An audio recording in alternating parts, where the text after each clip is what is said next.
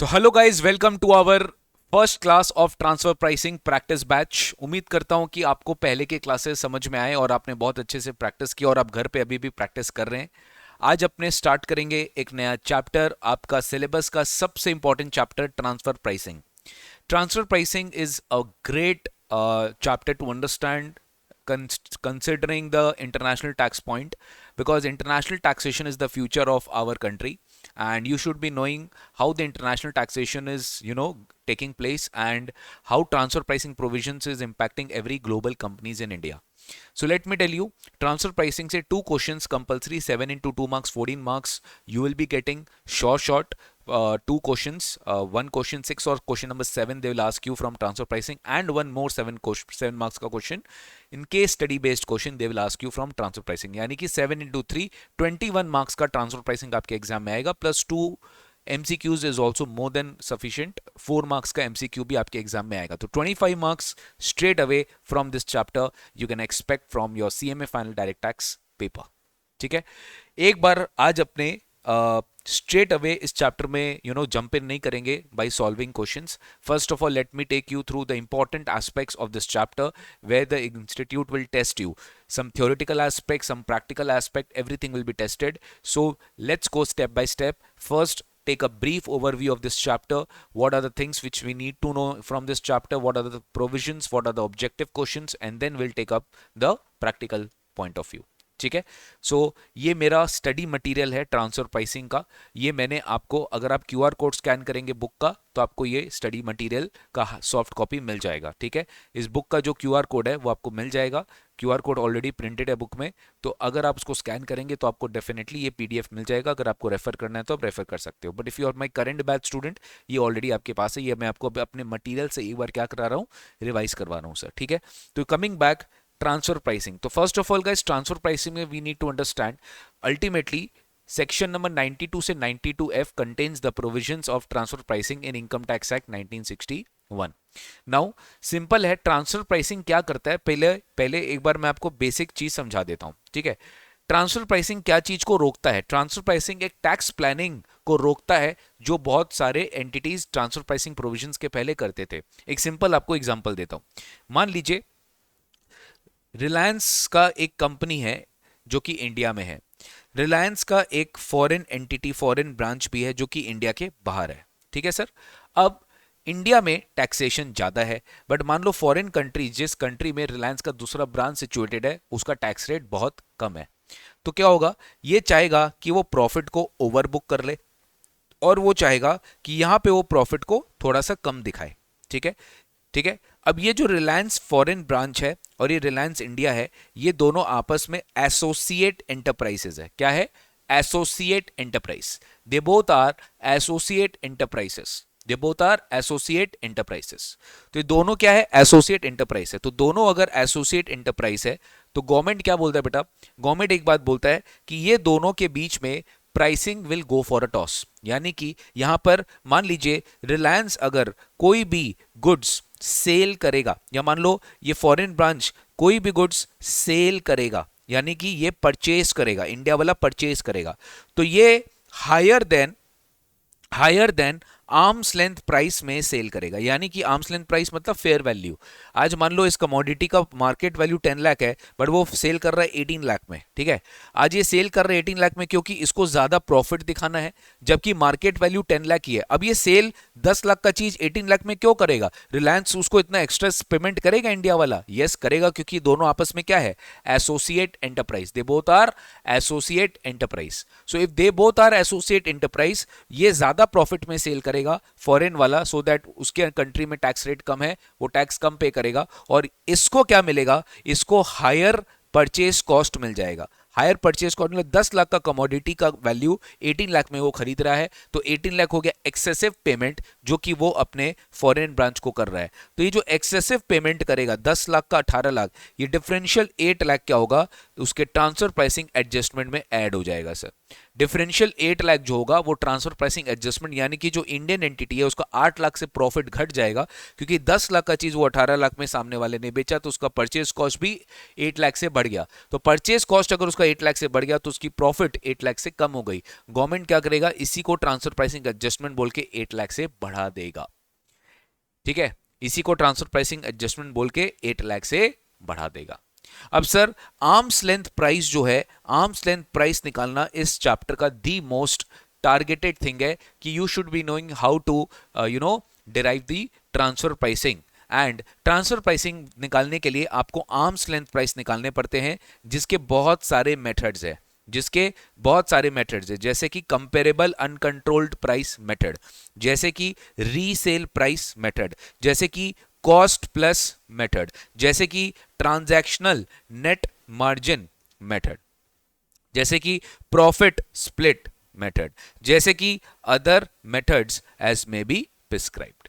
ऐसे करके इतने सारे मेथड्स है जो कि एएलपी निकालने के लिए अपने यूज करते हैं, आर्म्स लेंथ प्राइस निकालने के लिए गाइस अपने यूज करते हैं। ठीक है, ओके, आर्म्स लेंथ प्राइस। तो चलो एक एक करके अपने आते हैं sir. First of all section number 92 computation of income from international transaction. अब ट्रांसफर प्राइसिंग खाली इंटरनेशनल ट्रांजैक्शन के केस में एप्लीकेबल नहीं होता है, वो स्पेसिफाइड डोमेस्टिक ट्रांजैक्शन के केस में भी एप्लीकेबल होता है, यानी कि 92BA specified domestic transaction and international transaction section number 92B। ठीक है, तो 92B में डिफाइन किया हुआ है कि what do you mean by international transaction, and 92BA में डिफाइन किया गया है कि what do you mean by specified domestic transaction.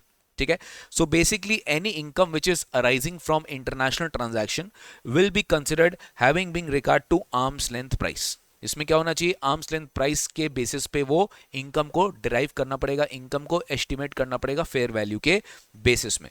यहां तक कि खाली इनकम नहीं है, if I am getting any expenses का deduction, if I am getting any interest का deduction, and that is coming from an international transaction और a specified domestic transaction, यानी कि अगर मान लो मैं किसी को इंटरेस्ट पे कर रहा हूं, मैं किसी के लिए खर्चा कर रहा हूं, अगर वो इंटरनेशनल ट्रांजैक्शन से अराइज हो रहा है या डोमेस्टिक ट्रांजैक्शन से अराइज हो रहा है, तो that will be having regard to the arms length price. इसलिए यहाँ पे वर्ड यूज किया है स्पेसिफाइड डोमेस्टिक ट्रांजैक्शन। सारे ट्रांजैक्शंस के ऊपर ट्रांसफर प्राइसिंग नहीं लगता, स्पेसिफाइड डोमेस्टिक ट्रांजैक्शन पे ही ट्रांसफर प्राइसिंग लगता है, स्पेसिफाइड डोमेस्टिक ट्रांजैक्शन पे ही ट्रांसफर प्राइसिंग लगता है सर। ठीक है, इसमें बहुत सारे एग्जांपल्स है, वेयर एन इंटरनेशनल ट्रांजैक्शन और specified domestic transaction is entered into between two or more associate enterprises and which enters into a mutual agreement or arrangement for the apportionment of or any contribution of any cost। जैसे मान लीजिए एक common entity सब खर्चा कर रहा है और वो एलोकेट कर रहा है वो cost between all the associate enterprises, तो ये एलोकेशन कॉस्ट करने का तरीका जो होगा that shawl also be valued at arms length price. ठीक है, इसकी जो कॉस्ट होगी ये भी आर्म्स लेंथ प्राइस पे क्या होना चाहिए, वैल्यूएशन होना चाहिए सर। लेकिन ध्यान रहे, transfer pricing provisions will not apply in that case where income where आपका जो कंप्यूटेशन है उसके वजह से लॉस आ रहा है। अगर मान लीजिए आपने एक्सेसिव पेमेंट किया तो ही यहां पर आपके ऊपर टीपी लग रहा है। जैसे उल्टा भी मैं कर सकता था, 18 लाख का चीज के लिए मैंने खाली 10 लाख पे किया है, तो मेरे ऊपर क्या हो रहा है, मेरा डेबिट साइड 10 लाख है, वरना मेरा डेबिट साइड 18 लाख हो सकता था। यानी आर्म्स लेंथ प्राइस मेरा ज्यादा है परचेज के लिए, ALP purchase cost is more but actual cost which I have incurred is less. तो क्या यहाँ पे टीपी लग जाएगा? द आंसर इज नो, क्योंकि यहाँ पे टीपी लगाने की वजह से यहाँ पर आपकी इनकम कम हो जाएगी। अगर आप आर्म्स लेंथ प्राइस 18 लाख ले लोगे तो आपकी इनकम कम हो जाएगी, और अगर आपकी इनकम कम हो जाएगी तो गवर्नमेंट को टैक्स का लॉस होगा। That is why transfer pricing will not be applicable in दो सिचुएशंस जहां पे आपकी इनकम नहीं लॉस आ रही है। लॉस आ रही है मतलब ये आपका इनकम रिड्यूस हो रहा है, टैक्स लायबिलिटी रिड्यूस हो रहा है, तो यहां पे टीपी प्रोविजंस जो है वो एप्लीकेबल नहीं किया जाएगा सर। ठीक है, आप बस इंटरनेशनल ट्रांजैक्शन का जो बेसिक मीनिंग है, इंटरनेशनल ट्रांजैक्शन तब होता है when the transaction is between two और मोर एसोसिएट एंटरप्राइजेस। ये भी आपके एग्जाम में बहुत इंपॉर्टेंट है कि when do you say that two enterprises are associated to each other. यहां से भी इंस्टीट्यूट आपको अच्छा खासा क्वेश्चन पूछता है।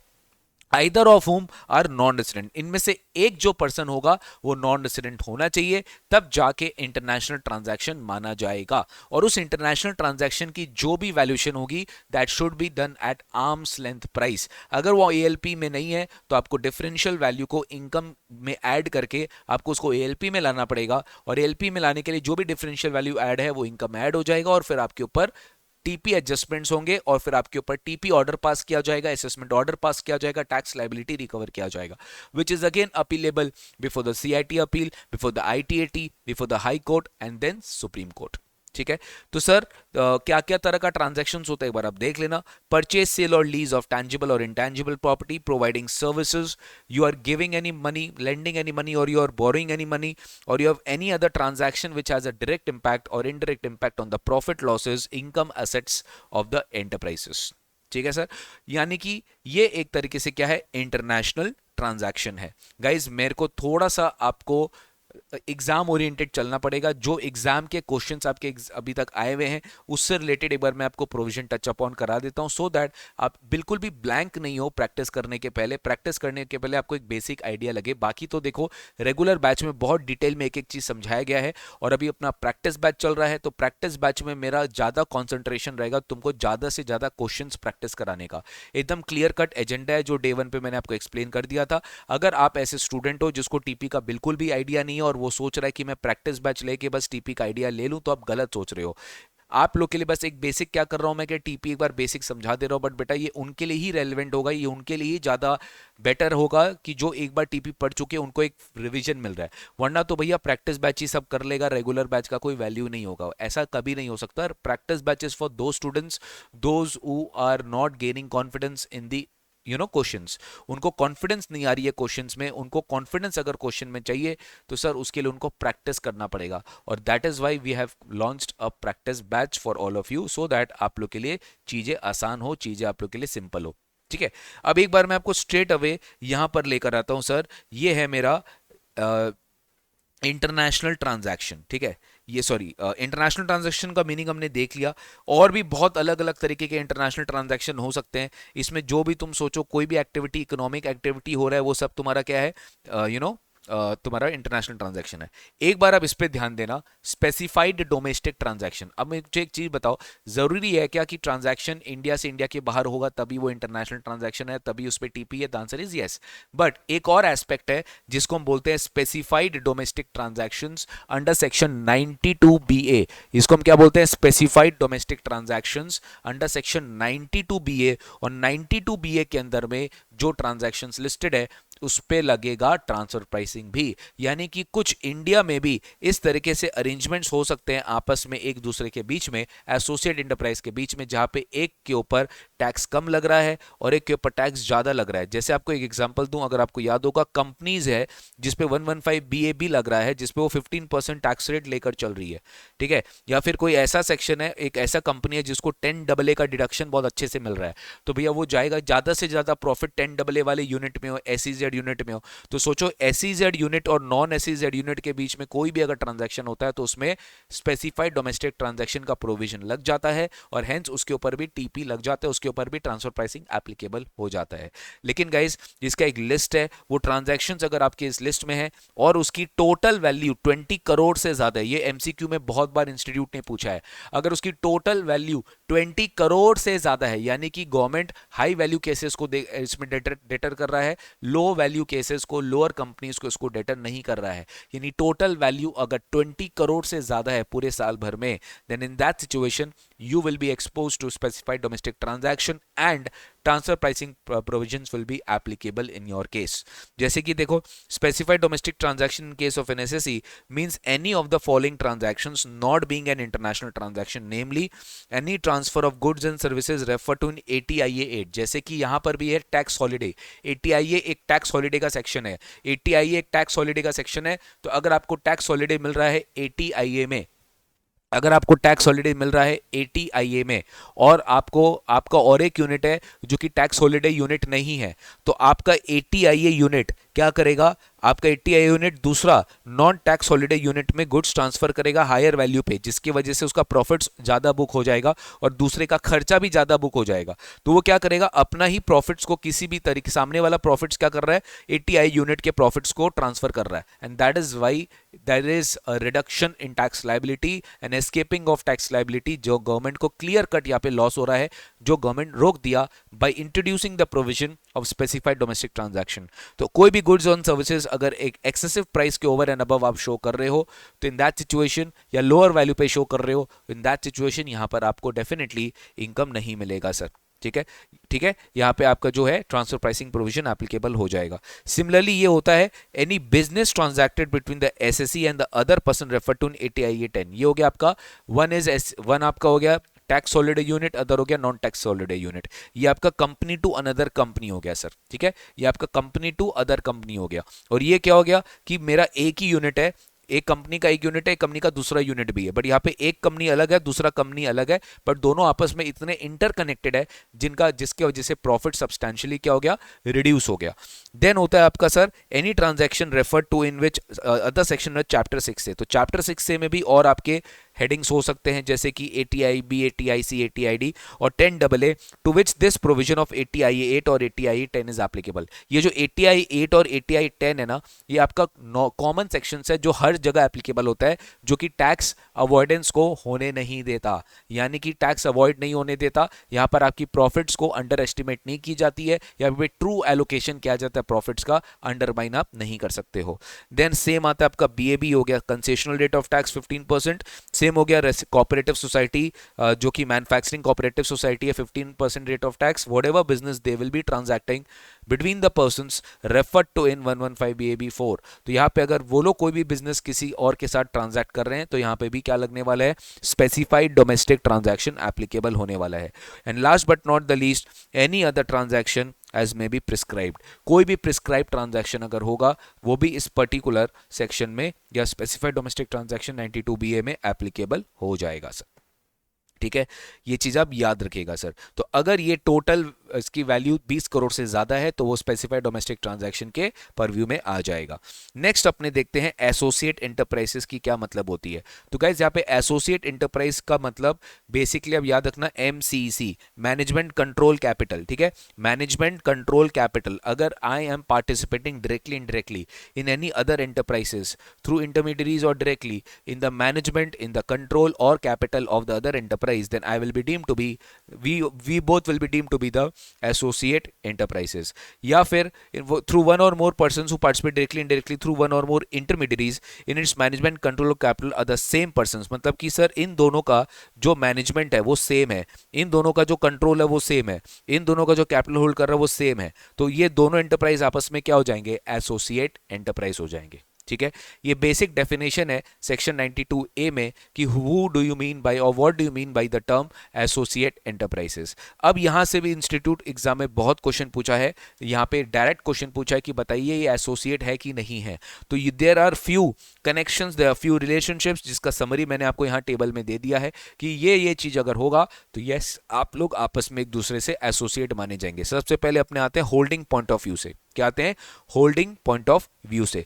जैसे मैंने आपको बोला था मैनेजमेंट, फिर मैंने बोला था कंट्रोल, अब ये है बेसिकली एक तरीके से कैपिटल बोल सकते हो आप इसको, या होल्डिंग बोल सकते हो। ठीक है, तो यहाँ पे क्या है, 26% और more, if I am holding 26% और मोर डायरेक्टली और indirect holding by one enterprise into another enterprise, we both are what, associate enterprises. हम लोग आपस में क्या माने जाएंगे, हम लोग आपस में एसोसिएट एंटरप्राइज माने जाएंगे। Next, we are actually same person holding in each enterprises. दो पर्सन दोनों में होल्ड कर रहा है, यानी 26% हम भी होल्ड कर रहे हैं, 26% हम यहां पे भी होल्ड कर रहे हैं। तो हम अगर 26% दो एंटरप्राइजेस में होल्ड कर रहे हैं, वो दोनों एंटरप्राइजेस आपस में क्या हो जाएगा, दोनों एंटरप्राइजेस आपस में क्या हो जाएगा, एसोसिएट एंटरप्राइज हो जाएगा in each of the enterprises. ठीक है, I am giving loan to any other enterprises, and that loan amount of the other enterprises which I am given that constitute at least 51% of the total assets of that particular enterprise। यानी कि मान लीजिए मैंने किसी को 100 करोड़ रुपया दिया, loan दिया, और उस जिसको मैंने लोन दिया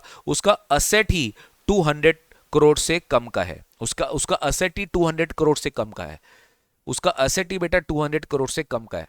और उसमें लोन ही मैंने उसको 100 करोड़ दे दिया। तो गाइस एकदम सिंपल है ना, अगर मैंने उसको 100 करोड़ रुपया दिया है, यार उसका 51% से ज़्यादा अगर मेरा लोन ही है, तो फिर डेफिनेटली वो मेरे से इन्फ्लुएंस्ड है, वो मेरे से एसोसिएटेड है। ठीक है, उसका जो भी काम होगा मेरे से भी लिंक्ड होगा, तो I will be linked with that person, I am associated to that person. तो कहीं ना कहीं pricing will come for a toss and वहां पे टीपी एप्लीकेबल हो जाएगा। टीपी तभी एप्लीकेबल होता है जब हम दो आपस में क्या है, एसोसिएट एंटरप्राइज है। ठीक है guys, are you liking the way I am revising it, are you liking the way I am revising it, considering the importance of the chapter मैंने आपको रिवाइज करवाया। जैसे डीटीडब्ल्यूए में भी देखो मैंने आपको सारे क्वेश्चंस करवाए, डीटीडब्ल्यूए में भी मैंने आपको इंश्योर किया कि आपको इंस्टीट्यूट का कवरेज भी मिले, प्लस आपको आईसीएमएट का भी मैंने आपको एक्सेस दिया कि आईसीएमएट का भी आपको अलग से स्कैनर मिले, जिससे आपको पता चले कि हाँ इस तरह के क्वेश्चंस आ सकते हैं, पॉसिबिलिटी है, जितना प्रैक्टिस करोगे उतना कम है सर। सेम चीज मैं ट्रांसफर प्राइसिंग में भी कर रहा हूं, एनटीपी में भी कर रहा हूं, क्योंकि मुझे पता है कि ये दोनों चैप्टर अगर आप कवर कर लोगे अच्छे से तो 40% कवरेज आपका यहाँ पे हो जाएगा सर। तो ये कॉन्फिडेंस आपका अंदर आना चाहिए, अगर आपके अंदर कॉन्फिडेंस आ रहा है तो you are going good, you are going great. ठीक है, नेक्स्ट आते हैं बेटा अपने थर्ड पॉइंट में, गारंटी करना। अगर मैं आपको गारंटी दे रहा हूं, आपके टोटल डेट का 10% I am giving you guarantee, आपके टोटल डेट का 10% मैं आपको गारंटी, आपको मतलब क्या, बैंक को गारंटी दे रहा हूं, basically I taken a guarantee of at least 10% of your debt, we both are associate. या फिर I am holding at least more than 10% interest in your AOP, in a B Y और in a partnership firm, in that situation also we both are associate, यानी उस partnership firm और उसका member associate माना जाएगा अगर हमारा 10% से ज्यादा इंटरेस्ट रहेगा उस पर्टिकुलर एंटरप्राइज में। ठीक है sir. Next, management appoint, management में अगर हम बात करें तो if I am holding any right to appoint the directors और more than 50% of the directors, ध्यान देना more than 50% of the directors में अपॉइंटमेंट का राइट रखता हूं कि आपके डायरेक्टर को 50% से ज्यादा टोटल बोर्ड को मैं अपॉइंट कर सकता हूं। दूसरा, I have a right to appoint one और मोर एग्जीक्यूटिव डायरेक्टर्स, ये अलग पॉइंट है, I have a right to appoint one और more executive directors by an enterprise, यानी कि एक एंटरप्राइज दूसरे एंटरप्राइज का एक या मोर एग्जीक्यूटिव डायरेक्टर अपॉइंट कर सकता है।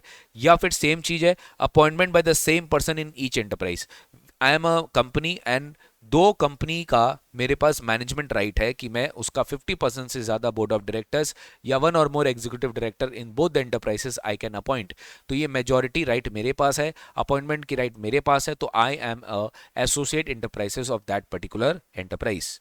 नेक्स्ट होता है control, one person is controlled by an individual, यानी कि मान लो इंडिविजुअल एक एंटरप्राइज को कंट्रोल कर रहा है, and that other by himself और इज रिलेटिव और जॉइंट, यानी कि एक मिस्टर एक्स है जो एंटरप्राइज को कंट्रोल कर रहा है और मिस्टर एक्स का ब्रदर है, मिस्टर एक्स का ब्रदर है, ठीक है, मिस्टर एक्स का ब्रदर है, वो भी एक एंटरप्राइज को कंट्रोल कर रहा है। तो ध्यान दो, one enterprise is control by an individual and the other by himself और इज रिलेटिव और जॉइंटली, या तो मिस्टर एक्स कर रहा है या तो मिस्टर एक्स का रिलेटिव कर रहा है, या मिस्टर एक्स और उसका रिलेटिव मिलकर किसी दूसरे एंटरप्राइज को भी कंट्रोल कर रहा है। तो ये दोनों एंटरप्राइज आपस में क्या हो जाएंगे, एसोसिएट। मतलब सर मेरा ही कंट्रोल किया हुआ दो एंटरप्राइजेस साथ में मेरे फैमिली के, they both are also considered to be associate enterprises. Similarly, one enterprise is controlled by HUF and the other one is controlled by member of that HUF or is relative or jointly by member and relative. तो HUF कर रहा है एक और दूसरा कौन कर रहा है, HUF का मेंबर कर रहा है, मेंबर का रिलेटिव कर रहा है, जॉइंटली मिलके कर रहा है, तो दो एंटरप्राइज आपस में क्या हो जाएंगे, एसोसिएट माने जाएंगे। नेक्स्ट होता है एक्टिविटीज।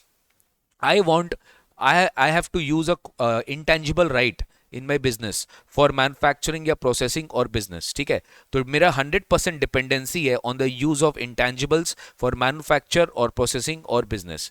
तो 100% dependence on the use of intangibles for manufacture, for processing और business, these all will be considered to be आपका एसोसिएट एंटरप्राइज। ठीक है, तो 100% dependence on the use of intangibles for manufacture, for processing, business. तो अगर मेरा 100% dependence है, अगर मेरा 100% डिपेंडेंस है on the use of intangibles for manufacture और प्रोसेसिंग बिजनेस, तो डेफिनेटली जिससे मैं ये मैन्युफैक्चरिंग राइट ले रहा हूँ, सॉरी मैं ये इंटेंजिबल ले रहा हूँ, मेरा 100% डिपेंडेंसी उसी पर है। जैसे मान लो मैं उसको रॉयल्टी पे कर रहा हूँ, मैं उसको रॉयल्टी इसलिए पे कर रहा हूँ क्योंकि वो मुझे एक राइट देकर रखा है जिसको मैं यूज करता हूँ मैन्युफैक्चरिंग करने के लिए, और मेरा 100% डिपेंडेंसी उसी राइट पर है, तो we both are associate enterprise. Similarly मेरे को रॉ मटेरियल चाहिए होता है मैन्युफैक्चर करने के लिए, my supplier I am at least taking 90% of the raw material under influenced price, whatever price he will set I will take that from that. होता है ना कि मेरा परचेज, मेरा इंपोर्ट, मेरा प्रोक्योरमेंट फिक्स होता है, मुझे उसी प्राइस पे लेना पड़ेगा क्योंकि मुझे पता है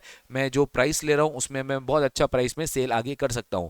तो my purchase side if it is heavily dependent 90% और more raw material, I am directly और indirectly supplying, that is getting supplied by other enterprise, और वो 90% से ज्यादा उसके अंदर में है, तो वो डेफिनेटली यहां पर मेरी एक्टिविटी में आ जाएगी। Sale under influenced price and conditions, ठीक है, sale under influenced price and conditions. तो सर यहां पर इन्फ्लुएंस्ड प्राइस एंड कंडीशंस में अगर मैं सेल कर रहा हूं तो इन दिस सिचुएशन यहां पे भी मेरा ये एसोसिएट एंटरप्राइज वाला टारगेट आ जाएगा कि अगर मुझे सेल करने के लिए प्राइस जो है वो सामने वाला का लेना पड़ रहा है, इन्फ्लुएंस्ड प्राइस है, इन्फ्लुएंस्ड कंडीशंस है, that will also be considered to be associate enterprises. ये सब कुछ अभी आने वाले टाइम में आने वाला है कि सर बताओ कि ये रिलेशनशिप्स देखकर आपको ये समझ में आ रहा है क्या कि एसोसिएटेड है कि नॉन एसोसिएटेड है। तो ये सब चीज आपके एग्जाम में गाइस बहुत इंपॉर्टेंट है, इसको प्लीज आप अच्छे से करके जाइएगा। ट्रस्ट मी, इससे ही आपके एग्जाम में क्वेश्चंस आएंगे, इससे ही आपके एग्जाम में क्वेश्चन आएंगे। You have to do this very very nicely, ठीक है। ओके सर, चलिए ठीक है। अब देखो आर्म्स लेंथ प्राइस निकालने के लिए, ये भी आपके एमसीक्यू में आया हुआ है। एएलपी, अब देखो एएलपी, ये सब एमसीक्यू का घर है। ALP in relation to international transaction shall be determined by any of the following methods being the most appropriate method. यानी कि इतने सारे मेथड है, बट तुमको देखना पड़ेगा कि तुम्हारे लिए मोस्ट अप्रोप्रिएट मेथड क्या है, based on the nature of the transaction, based on the class of the transaction, based on the class of the person you are, associated person you are, and functions which has been performed by such person, और other relevant factors। तो बहुत सारे factors को consider करते हुए you need to choose the method wisely कि आपके लिए most appropriate method क्या है। तो तीन methods को हम बोलते हैं transaction based method, यानी कि होता है कप मतलब कंपैरिजन किया जाता है किसी सैंपल अलग अलग ट्रांजैक्शंस के साथ which is most accurately concern, you know, relevantly, मतलब most accurately comparable with you, but that is an uncontrolled price. दूसरा होता है resale price method. Resale price method generally कब होता है, when A is selling to B, A जब B को बेच रहा है और वो एएलपी निकालना है उसी प्राइस का, और बी फर्दर क्या कर रहा है, सेम को रीसेल कर दे रहा है, आरपीएम रीसेल कर दे रहा है without any incurring any other kind of processing, whether doing any other kind of processing, वो एज इट इज क्या कर रहा है, रीसेल कर रहा है। तो अगर तुमको इस तरह का नेचर देखा कि एक जन दूसरे जन को एएलपी में ट्रांसफर कर दिया, वो एसोसिएटेड है और उसने फर्दर क्या कर दिया, एज सच सप्लाई कर दिया, सेल कर दिया, तो इसको हम बोलते हैं रीसेल प्राइस मेथड। देन होता है cost plus method. Cost plus method अपने कब करते हैं, जब आपको पता है कि एक का कॉस्ट कितना लगा है, आपको इसमें एएलपी मार्जिन निकालना पड़ता है ऑन द ऑपरेटिंग कॉस्ट। तो एएलपी मार्जिन निकालने के लिए ऑन द ऑपरेटिंग कॉस्ट आपको जीपी मार्जिन सेट करना पड़ता है कि मैं ग्रॉस प्रॉफिट मार्जिन, जो मेरा करेक्ट मार्जिन है, उसको मैं लेस करूंगा, उससे मेरे को क्या निकल जाएगा, आर्म्स लेंथ प्राइस निकल जाएगा। देन आता है आपका प्रॉफिट स्प्लिट मेथड, और फिर आता है ट्रांजैक्शनल नेट मार्जिन मेथड। इसको हम क्या बोलते हैं, इसको हम प्रॉफिट बेस्ड मेथड्स बोलते हैं, and such other method as may be prescribed by the board. इसमें अपना बहुत सारा रूल्स है बेटा, rule number 10A, 10AB, 10B, 10C, 10CA, ये अपने आगे देखेंगे। इसमें बहुत सारे रूल्स यहाँ पे लिखा हुआ है सर, ठीक है, इसमें बहुत सारे रूल्स यहाँ पर लिखा हुआ है। ओके, इसमें एक बात आप ध्यान रखिएगा, इसमें एक बात आप ध्यान रखिएगा, मान लीजिए एएलपी के वजह से आपकी इनकम ऐड हो रही है और आप एक ऐसे यूनिट हो जिसपे एसईजेड यूनिट का डिडक्शन मिलता है या चैप्टर 6A में टैक्स हॉलिडे का डिडक्शन मिलता है। तो कोई भी स्टूडेंट सोचेगा कि अच्छा मेरा इनकम बढ़ रहा है, मेरा अगर इनकम बढ़ेगा तो बट ऑब्वियसली मेरे को जो डिडक्शन मिलता था जिस इनकम पर वो भी बढ़ जाएगा। The answer is no. Adjustments में, यानी जो एएलपी एडजस्टमेंट्स हो रही है, आर्म्स लेंथ प्राइस में जो एडजस्टमेंट्स हो रही है, अपवर्ड एडजस्टमेंट हो रही है, टोटल इनकम बढ़ रहा है, उसके वजह से आपको कोई एक्स्ट्रा डिडक्शन नहीं मिलेगा। नो डिडक्शन अंडर 10AA और chapter 6A will be allowed for the amount of income by which the total income of the SSC enhanced after computation of income by the assessing officer. ठीक है, आपकी कोई भी तरह का deduction आपको नहीं मिलेगी। 10AA का डिडक्शन और चैप्टर 6A का डिडक्शन आपको नहीं दिया जाएगा सर। ठीक है, on the incremental income due to application of TP provisions there should be no loss to the revenue को उसमें कोई लॉस नहीं दिया जाएगा। तो ये एक बेसिक था एएलपी का रिलेटेड पूरा डिस्कशन अपने आगे वाले क्लासेस में करेंगे प्रैक्टिस के वे में। जब आप प्रैक्टिस करोगे बहुत सारा क्वेश्चन है ट्रस्ट में आर्म्स लेंथ प्राइसिंग का कि आपको एएलपी निकालना है। तो एएलपी निकालने के लिए ना एक तो मेन ट्रांजैक्शन दिया रहेगा जो इन्फ्लुएंस्ड है, जो अनकंट्रोल्ड नहीं है, जो कंट्रोल्ड है, और एक आपको एक और ट्रांजैक्शन दिया रहेगा जो कंट्रोल्ड नहीं है, जो अनकंट्रोल्ड है और जो इन्फ्लुएंस्ड नहीं है।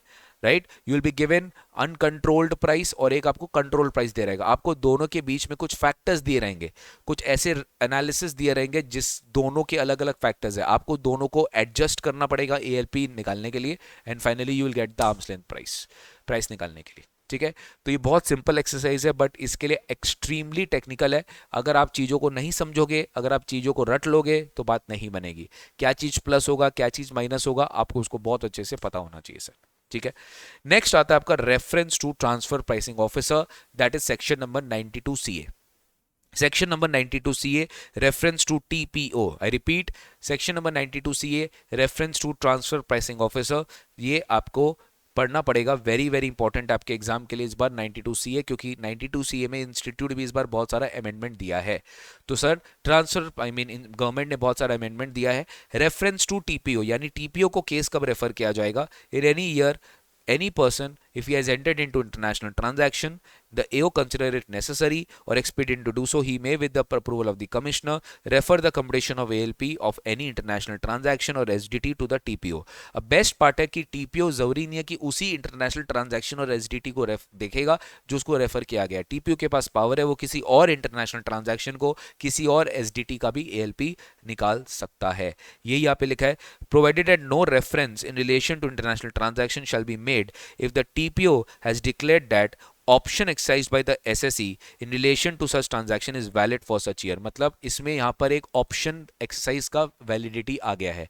ये ट्रांसफर प्राइसिंग का एक मेजर अमेंडमेंट है इस बार। डोंट वरी बेटा, आपको एक प्रॉपर अमेंडमेंट क्लास भी मिलेगा, एक प्रॉपर अमेंडमेंट वीडियोस मिलेंगे जिसमें हर चैप्टर वाइज अमेंडमेंट मैं डिस्कस करके रखूंगा और वो सारे के सारे आपको बहुत जल्दी मिल जाएंगे, आपके ऐप में अपलोडेड रहेंगे, आप उसको आराम से देख लेना, बिल्कुल भी टेंशन नहीं है। ये ऐसे अमेंडमेंट्स है जिसमें आपका एग्जाम के क्वेश्चंस में कोई अभी तक रेलेवेंस नहीं आ रहा है, जो कि आ रहा है, बट हाँ फ्यूचर में कोई नए क्वेश्चन आ सकते हैं जो कि इस अमेंडमेंट से रिलेटेड आ सकते हैं, बट एग्जिस्टिंग क्वेश्चंस पूरी अमेंडेड है, अब उसकी टेंशन मत लीजिएगा। बस आपको ये मेरे को समझाना है कि सर टीपीओ के पास ऑप्शन है, मतलब क्या होता है ना कि आपको एक चीज समझना पड़ेगा, एक कंपनी है, कंपनी रेगुलरली सेम तरह का रूटीन ट्रांजैक्शन कर रहा है, वो भी इंटरनेशनल ट्रांजैक्शन कर रहा है, एचडीटी कर रहा है। तो कंपनी क्या बोलता है टीपीओ को कि कंपनी यार ये मैं रूटीनली यही ट्रांजैक्शन कर रहा हूँ, मेरा ये मार्जिन थ्रू आउट मेंटेन होता है। तो हर बार एओ क्या करता है, टीपीओ को केस रेफर करता रहता है, केस रेफर करता है, और इसमें अननेसेसरली सेम चीज को बार बार एसेस करना कोई पॉइंट नहीं है। तो कंपनी क्या करता है, एसएससी क्या करता है, it goes and declares it that this international transaction I'll be recurringly incurring every year and this is the margins which I'll be taking and this the ALP, वो ALP एक तरीके से फिक्स करवा लेता है। Now TPO के ऊपर है, if TPO has declared that yes this option exercised by the SSC is valid for the 2 years, ये 2 साल तक वैलिड होता है, कितना 2 साल तक वैलिड होता है, इसको 2 साल तक हम वैलिड करवा सकते हैं, यानी कि अगर आपकी एएलपी मार्जिन इतना तक है तो ये वैलिड रहेगा, इसमें हम एएलपी नहीं निकालेंगे। यही चीज यहाँ पे लिखा है कि रेफरेंस नहीं किया जाएगा, no reference for the competition of ALP will be made if the TPO has declared that option valid in relation to that transaction for that previous year. अगर टीपीओ ने उस ट्रांजैक्शन को वैलिड मान के रखा है तो फिर रेफर नहीं किया जाएगा। फर्दर क्या बोला है, if reference of SDT for any previous year for which option is declared valid is made before or after the declaration by the TPO। यहां पर बोल रहा है कि मान लो टीपीओ के डिक्लेरेशन के पहले अगर रेफरेंस हो गया then the provision of this such section shall effect as if no reference is made for the transaction. जैसे मान लो रेफरेंस करने के बाद अगर टीपीओ ने उस ट्रांजैक्शन को ऑप्शन को डिक्लेयर कर दिया कि हाँ ये ऑप्शन जो है वो डिक्लेरेशन माना जाएगा, ऑप्शन इज डिक्लेयर्ड वैलिड, कि उसने जो ऑप्शन लिया वो वैलिड है, तब ये माना जाएगा कि कोई रेफरेंस है ही नहीं, कोई रेफरेंस ड्रॉ ही नहीं किया गया ट्रांसफर प्राइसिंग ऑफिसर को। बोलने का ये मतलब है डबल डबल काम नहीं होगा, एक बार तो टीपीओ डिक्लेयर कर दिया वैलिड और फिर ऊपर से एओ बार बार उसी ट्रांजैक्शन को रेफर कर रहा है टीपीओ को, तो ये टीपीओ का जो रेफरेंस ड्रॉन है उसको हम लोग क्या मानेंगे, उसको हम लोग एक तरीके से बेटा इनवैलिड मान लेंगे। ठीक है, ये चीज आप याद रखिएगा, इसमें कोई डाउट नहीं है। Now when the reference is drawn TPO को, then TPO एक नोटिस इशू करता है on the SSC requiring him to produce. मैं आपको इसलिए इस बार डिटेल में पढ़ा रहा हूं क्योंकि इस बार ये एग्जाम में इंपॉर्टेंट है, सेक्शन 92 CA। ठीक है, रेफरेंस अगर दिया गया तो TPO will serve a notice to the assessee, notice issue करेगा requiring him to produce the accounts और on any date specified any evidence which में he rely on the competition of the ALP to which the international transaction और SDT. मतलब simple है, उसने जो international transaction में pricing रखा है, मार्जिन रखा है, एसडीटी में मार्जिन रखा है, प्राइसिंग रखा है, उसका पूरा सपोर्टिंग डॉक्यूमेंट्स उसको टीपीओ को प्रेजेंट करना पड़ता है। नाउ इसी का एक पार्ट है where any other international transaction, I repeat, where any other international transaction other than the international transaction comes to the notice of the TPO, कोई और अदर इंटरनेशनल ट्रांजैक्शन टीपीओ के नोटिस में आ गया during the course of the proceeding, the provision will apply as if such other international transaction is also the international transaction referred to him, जबकि उसको refer नहीं किया गया, मान लिया गया कि उसको वो रेफर कर दिया गया है।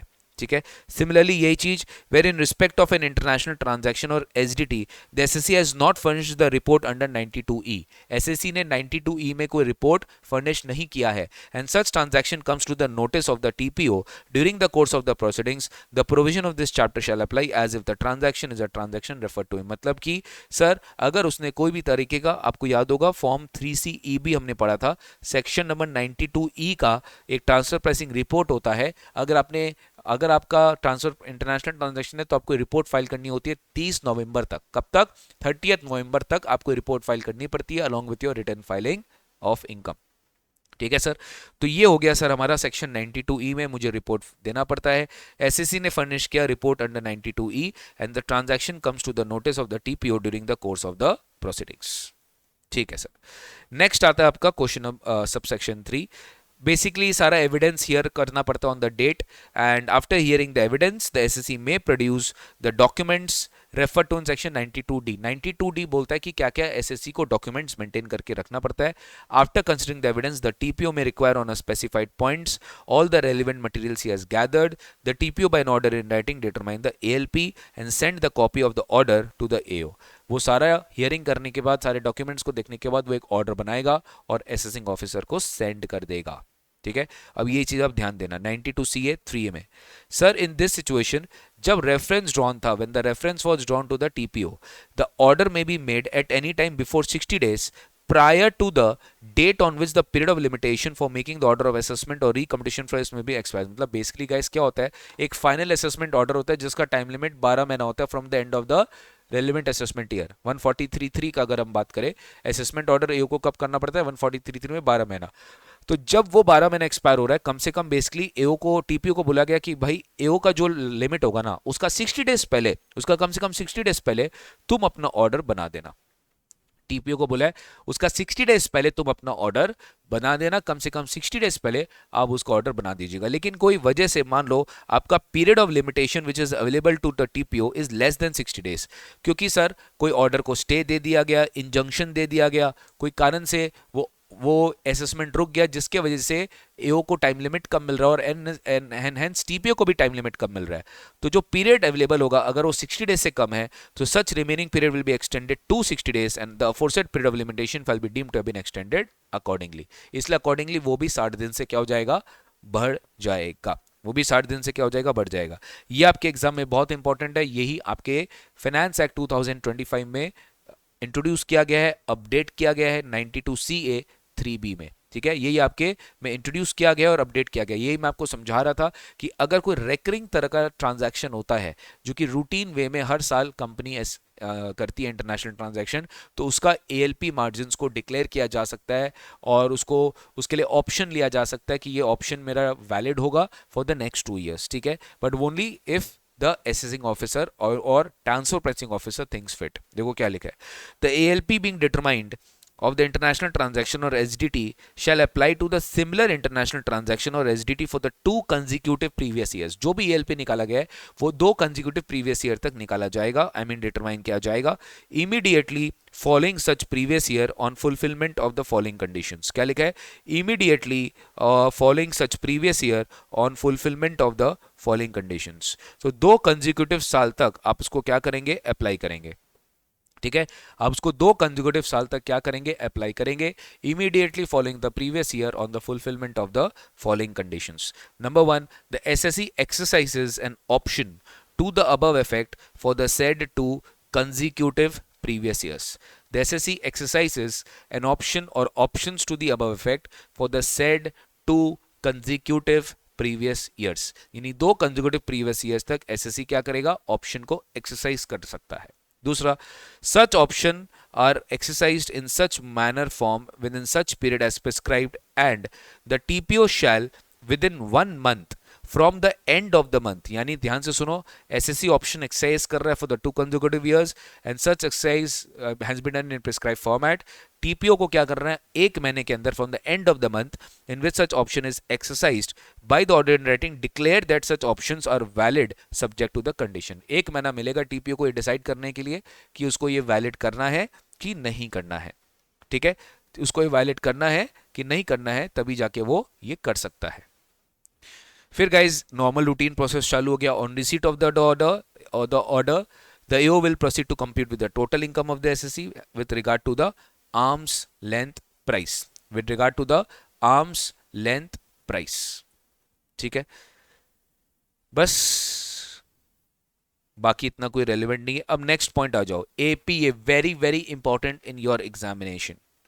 एडवांस्ड प्राइसिंग अग्रीमेंट आपके एग्जाम में बहुत ज्यादा इंपॉर्टेंट है। 92CC एपीएस, एपीएस आपके एग्जाम में बहुत इंपॉर्टेंट है। 92CC एपीए क्या होता है, सिंपल है, देखो एपी मतलब सबसे पहले सोचते हो एडवांस। ये एक अग्रीमेंट है जो कि government enters into with different tax payers in advance with respect to pricing. Advance में इसकी अग्रीमेंट हो जाती है कि भैया कमिंग ईयर्स में कंसिस्टेंटली आपका एएलपी अगर इतना रहेगा तो गवर्नमेंट आपको परेशान नहीं करेगा, आप एडवांस्ड प्राइसिंग अग्रीमेंट कर लेते हो गवर्नमेंट के साथ। एपीएस, एपीएस में एक रोल बैक प्रोविजन भी होता है कि अगर आप करंट ईयर में एपी एंटर कर रहे हो तो ये प्रीवियस 4 साल के ऊपर भी एप्लीकेबल होगा। इसके ऊपर एक रोल बैक प्रोविजन एप्लीकेबल है कि वो लास्ट 4 साल के लिए भी एप्लीकेबल होगा, करंट ईयर के लिए भी एप्लीकेबल है, नेक्स्ट 5 साल के लिए भी एप्लीकेबल होगा। तो इसका एक एप्लीकेबिलिटी होता है, इसमें कुछ कंडीशंस होते हैं कि कब एपीए नहीं लगेगा, तो वो भी आपको जो है ध्यान से सोचते हुए चलना है। तो advance pricing agreement is an agreement between a taxpayer and a taxing authority on an appropriate transfer pricing methodology for a set of transactions over a fixed period of time in future. The APAs offer better assurance on TP methods and are conducive in providing certainty and unanimity of approach. मतलब यहाँ पे basically आपकी एक certainty establish हो जाती है कि आपका आने वाले टाइम में क्या एडवांस प्राइसिंग, क्या प्राइसिंग होने वाला है। तो यहाँ पे आप गवर्नमेंट को वेल इन्फॉर्म कर देते हो अग्रीमेंट के थ्रू। अग्रीमेंट गवर्नमेंट भी साइन करता है, आप भी साइन करते हो, और फिर वो एक बाइंडिंग डॉक्यूमेंट होता है, वो एक अग्रीमेंट होता है। इन फ्यूचर में इस ट्रांजैक्शन का इससे नीचे मार्जिन नहीं रहेगा या आर्म्स लेंथ प्राइस नहीं रहेगा। तो AP is a contract for multiple years between a taxpayer and one taxing authority, mainly to prospectively resolve real or potential transfer pricing issues and involving transactions between the related parties. ठीक है, okay. The agreement shall not be binding if there is a change in law or facts. Obviously अगर law बदल गया, facts बदल गया, तो agreement जो है वो valid नहीं होगा। AP agreement entered into shall be binding on that person in whose case and in respect of whose transaction the agreement has been entered into, as well as the government, as well as the commissioner and the income tax authority subordinate to him in the case of the SSE. In respect of the said person and the said transaction, यानी APA में जो transaction listed है, APA में जो SSC mentioned है, उसी के commissioner के ऊपर, उसी के केस में ये एपीए एप्लीकेबल होगा। लाइक अगर आपने पहले पढ़ा होगा एडवांस रूलिंग, तो वो भी यही चीज है। एडवांस रूलिंग में भी हम यही पढ़ते हैं और एपीए में भी हम यही पढ़ते हैं। इसकी बाइंडिंग एप्लीकेशन जो है बिल्कुल सेम है। एक बार अगर आपका अग्रीमेंट वॉइड एब इनिशियो हो गया because of some fraud, wilful misstatement, suppression of facts, एक बार हो सकता है कि आपका फ्रॉड, प्रेजेंटेशन ऑफ फैक्ट्स हो गया, आपकी अग्रीमेंट जो हो गई वॉइड एब इनिशियो हो गई, then all the provisions of this act shall apply to the person as if such agreement had never been entered into. जैसे कि कभी भी ये अग्रीमेंट एंटर ही नहीं किया गया था। ठीक है, सारे के सारे प्रोविजंस आपके ऊपर एप्लीकेबल हो जाएंगे as if such agreement had never been entered into, जैसे कि कभी भी ये अग्रीमेंट एंटर ही नहीं किया गया था। Am I clear on this? बोलिए भाई। And for the purpose of computing any period of limitation under this act, the period beginning with the date of the agreement and ending on the date of the order shall be excluded. ठीक है, obvious सी बात है कि sir आप कोई भी तरह का लिमिटेशन पीरियड कहीं पे भी निकाल रहे हो और इसके वजह से अगर आपकी टाइम वेस्ट हुई है एडवांस प्राइसिंग अग्रीमेंट जब आपने एंटर किया और जब आपकी एंड हुई, इसका जो भी टाइम पीरियड है वो कहीं पे भी कैलकुलेट नहीं किया जाएगा। और इसके एक्सक्लूजन करने के बाद अगर आपके पास 60 डेज से कम बचता है तो आपका डीम डेट 60 डेज से बढ़ा दिया जाएगा। यानी अगर आपके पास 40 डेज 30 डेज बच रहा है, 20 डेज बच रहा है, तो आपका डेट अकॉर्डिंगली क्या हो जाएगा, 60 डेज हो जाएगा। मिनिमम टाइम जो आपको मिलेगा after exclusion period that will B 60 days. ये आप याद रखिएगा, ठीक है सर। बस एक बार मेरे को ये आपको बताने दीजिए, ये भी मैं आपको अमेंडमेंट में पढ़ा दूंगा सर, डोंट वरी। ये वही अमेंडमेंट वाला पार्ट है जो कि reference to transfer pricing officer के केस में एप्लीकेबल हुआ है सर, ठीक है। एक बार आप एडवांस प्राइसिंग अग्रीमेंट का स्कीम देखिए, यहां से भी इंस्टीट्यूट आपको एमसीक्यूज पूछा है बेटा, यहां से भी इंस्टीट्यूट आपको एमसीक्यूज पूछा है, ये भी मैंने यहाँ पे आपके लिए डाल दिया है, ठीक है। ये आप देख लेना। एक होता है यूनिलैटरल एपीए, एक होता है बायलैटरल एपीए और एक होता है मल्टीलैटरल एपीए, ठीक है। तीन तरह के एपीएज होते हैं। Tax payer and tax administration of the country where it is subjected to taxation, यानी जिस कंट्री में आपकी इनकम टैक्स हो रही है उस कंट्री का टैक्सिंग अथॉरिटी और उस कंट्री का टैक्स पेयर, तो ये हो गया यूनिलैटरल एपीए, ठीक है। बायलैटरल एपीए क्या है कि यहाँ पे दो कंट्री इन्वॉल्व हो जाता है, ठीक है। एक हुआ होस्ट कंट्री और एक हुआ foreign country and the tax payer. जैसे मान लो मैं इंडिया में ट्रांजैक्शन कर रहा हूँ, मेरा इनकम यूएस में भी ट्रांजैक्शन वो इनकम टैक्स हो रहा है, तो मैंने तीनों कंट्री के साथ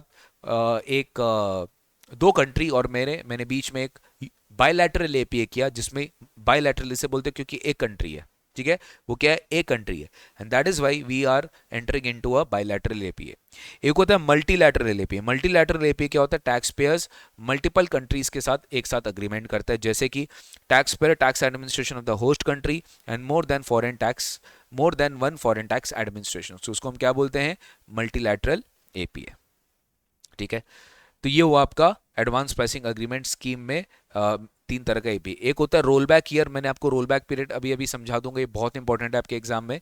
लास्ट 4 साल, जिस साल आपने अग्रीमेंट एंटर किया उसके पिछले 4 साल को हम रोल बैक पीरियड बोलते हैं, यानी कि एपीए का जो भी बेनिफिट्स है वो रोल बैक ईयर में भी एप्लीकेबल होता है, subject to conditions, right, subject to conditions. Any previous year following within the period not exceeding 4 previous years preceding the first of the previous years, preceding the first of the previous years. जो first of the previous years mentioned है उसका last 4 साल आपका क्या माना जाएगा, roll back year माना जाएगा, ठीक है, रोल बैक ईयर माना जाएगा। इसमें बहुत सारे रूल्स है बेटा, इसमें इंस्टीट्यूट ने फीस एंड ऑल इस बार पूछ लिया था कि what are this the application filing fees of the APA. APA में एंटर करने के लिए बहुत अच्छा खासा खर्चा लगता है, लैक्स में लगता है, इतना इजी नहीं है एपीए में एंटर करना, क्योंकि गवर्नमेंट को भी पता है बड़ी बड़ी कंपनीज इतना अफोर्ड कर सकती है, तो बड़ी बड़ी कंपनी से फीस लिया जाता है अगर वो एपीए में एंटर करना चाहते हैं तो, क्योंकि इसमें गवर्नमेंट का भी बहुत बड़ा टाइम जाता है, ठीक है। नेक्स्ट होता है effect to advance pricing agreement 92 CD. अगर आप एडवांस प्राइसिंग अग्रीमेंट में एंटर कर गए तो फिर डेफिनेटली प्राइसिंग चेंज हो गई, प्राइसिंग चेंज हो गई तो अब मुझे बताओ, करंट 5 साल का तो कोई प्रॉब्लम नहीं है, बट पिछला 4 साल में आपका रोल बैक ईयर्स में भी ये प्रोविजन लग जाएगा जिसका रिटर्न आप फाइल कर चुके हो, तो गवर्नमेंट आपको अपॉर्चुनिटी देता है कि आप फिर से इसका रिटर्न फाइल कर सकते हो, जिसको हम बोलते हैं मॉडिफाइड अग्रीमेंट। क्या बोलते हैं अपने अपने उसको बोलते हैं modified return of income. Where any person has entered into the agreement and prior to the date of entering into the agreement any return has been furnished, then such person will furnish within 3 months from the end of the month in which the agreement was entered into a modified return। इनको एक modified return file करने का opportunity दिया जाता है as per the advance pricing agreement, and all the provisions will apply as if it is a modified return is a return under section 139, ठीक है। AO shall in case where modified return is filed pass an order modifying the total income of the relevant assessment year determined in such assessment as the case may be regard to accordance with the agreement। फिर एओ को भी अपना order जो है change करनी पड़ती है और मॉडिफाइड रिटर्न के बेसिस पे अपना ऑर्डर पास करना पड़ता है। वेयर द असेसमेंट और reassessment proceedings for an assessment year relevant to the previous year to which the agreement applies are pending on the date of the modified return. मान लो कोई assessment pending है, reassessment pending है, जिस दिन आप modified return file कर रहे हो, AO will proceed to complete the assessment based on the modified return. Modified return का ये पावर होता है कि वो करंट असेसमेंट को भी चेंज कर सकता है, क्योंकि आपने एपी एंटर कर गए और जो एपी एंटर किया that overrides all the assessment proceedings which is in considering under, ठीक है। तो अभी जो भी असेसमेंट चल रहा है उसको भी ओवरराइड कर देता है मॉडिफाइड रिटर्न, और मॉडिफाइड रिटर्न यानी कमिंग फ्रॉम एपीए, ठीक है। ऑर्डर कब तक पास करना पड़ता है इसका, 1 ईयर तक from the end of the year in which the modified return is furnished. ठीक है, ओके सर, एकदम क्लियर है, इसमें कोई डाउट नहीं है। The assessment or reassessment proceedings shall be deemed to have been completed when the assessment order has been passed or no notice for scrutiny till the expiry of the limit under that subsection has been made। कोई scrutiny notice नहीं दिया गया है तो assessment को मान लिया जाएगा complete हो चुका है, और मान लो कोई assessment order पास नहीं हुआ है तो भी मान लिया जाएगा, मतलब आपने assessment order पास कर दिया तो भी assessment complete हो चुका है सर। ठीक है, ये चीज़ गाइज आप याद रखिएगा। रूल नंबर 10 बहुत इंपॉर्टेंट है, यहीं पे एक्सप्लेन किया गया है कि रोल बैक में कौन कौन से चीज आएंगे और क्या नहीं आएंगे। ठीक है, ये बहुत इंपॉर्टेंट है, टर्म्स प्रोसीजर, ये आप प्लीज एक बार इंस्टीट्यूट के मटेरियल से एक बार रिवाइज कर लेना आज ही घर में जाके, तो आपके लिए कोई प्रॉब्लम नहीं आएगा, आप आसानी से इसको पढ़ पाओगे सर। ठीक है, और मैं आपको एक बार लास्ट में दिखा दूंगा, एक बार इंस्टीट्यूट का मटेरियल से क्या क्या चीज आपको इस चैप्टर से रेलिवेंट है वो पढ़ना, वो मैं आपको लास्ट में दिखा दूंगा। एक बार आओ 92D में आप आओ, देखो बेटा एक बार आओ 92D में। 92D अल्टीमेटली बात करता है कि किसको क्या डॉक्यूमेंट्स मेंटेन करने हैं इंटरनेशनल ट्रांजैक्शन और एसडीटी को लेके। What are the maintenance keeping of information and documents by the persons entering into the international transaction or the specified domestic transaction। ठीक है, एवरी पर्सन, ठीक है, इनको who is entering into the international transaction shall keep such information and document as may be prescribed, जो है rule number 10D में, और 8 years तक उसको ये इंफॉर्मेशन रखना पड़ेगा। ठीक है, similarly if I am a constituent entity of an international group I will keep that documentation as prescribed in rule 10DA and this is also I have to maintain till 8 years from the end of the relevant assessment year। The board may also prescribe the period for which the information should be kept and maintained in the section, जो board prescribe करके रखा है 8 years from the end of the relevant assessment year। Further AO के पास power है और CIT appeals के पास भी पावर है। In the course of any proceedings they may require any person to furnish any information or documents within 10 days from the date of the receipt of the notice। 10 दिन के अंदर अंदर उनको documents furnish पड़ेंगे। such period may on the application made by the SEC extend this 10 days by a further period not exceeding 30 days। तो ये सब आपके MCQ में आ सकते हैं। ठीक है, तो 10 दिन के लिए आपका 10 दिन में रिप्लाई करना है, और नहीं किए तो 30 दिन तक ये एक्सटेंड किया जा सकता है, उससे ज़्यादा नहीं। नेक्स्ट क्या लिखा है, जो इंटरनेशनल ग्रुप वाला केस है, the person shall furnish the information to the prescribed authority before the date and that is 10 as per rule 10DA, that is 8 years from the end of the relevant assessment year. If constituent entity, मतलब अगर ये वाली entity fail कर जाती है to furnish an information, then 5 lakh की penalty will be levied on that person, और in other case 2% of the value of international transaction will be entered into by the person shall be levied as the penalty। ठीक है, तो sir यहाँ पर अपने को समझना पड़ेगा कि सर कॉन्स्टिट्यूएंट एंटिटी अगर इंफॉर्मेशन नहीं देता है तो 5 लाख तक की पेनल्टी, और कुछ कुछ केसेस में 2 लाख तक की पेनल्टी है। ये पेनल्टी वाले चैप्टर में हम लोग अच्छे से डिस्कस करेंगे।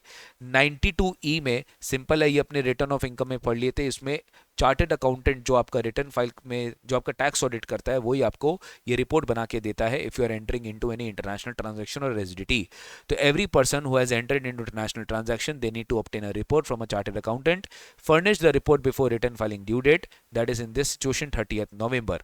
ठीक है, यहाँ पर क्या हो जाएगा, 30th नवंबर हो जाएगा, क्योंकि अगर आपका इंटरनेशनल ट्रांजैक्शन होता है तो 30th नवंबर तक आपको जो है ये वाला रिपोर्ट फाइल करनी पड़ती है। ठीक है, okay, in the prescribe manner. Done sir, ये था सर हमारा 92E। ठीक है, कुछ पेनल्टी के प्रोविजंस है, वेरी वेरी इंपॉर्टेंट है बेटा, वेरी वेरी इंपॉर्टेंट पेनल्टी के प्रोविजंस, और हर जगह आपको मोटा मोटी यही देखेगा। पहले तो आप ये देखो कि अगर आप 92E का रिपोर्ट टाइमली फाइल नहीं करते हो तो यहाँ पे 1 लाख तक की पेनल्टी है। कितनी? 1 लाख तक की पेनल्टी है अगर आप 92E वाला report, that is section 271BA का पेनल्टी, अगर आप 92E का रिपोर्ट टाइमली फाइल नहीं करते हो तो आपके ऊपर 1 लाख रुपए तक की पेनल्टी है।